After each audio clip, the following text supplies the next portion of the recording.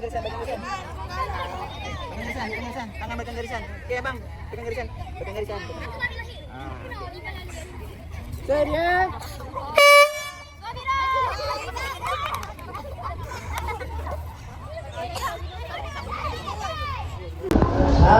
Kan ada inspek pelanggaran yang dia akan berlaku apa? Ada berlaku pelanggaran dan itu akan apa? Tersempit kan? Yang mak ayah tu selamat pakai tali pinggang. Ni okey. Ini maksud dia dengan kartu hukum ialah 4, 5, 6. Ini komputer awak buatlah biasa awak.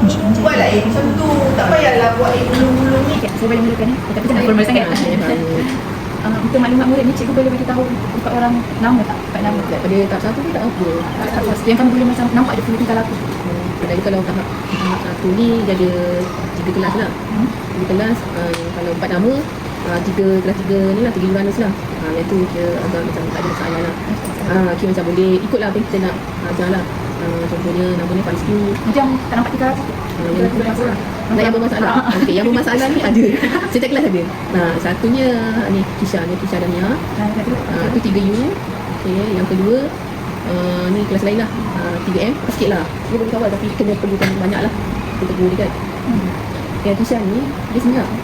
Selalu dah datang. Kita datang. Aku dia macam kita nak apa ni macam minta hasil kerja daripada dia macam agak lambat lah.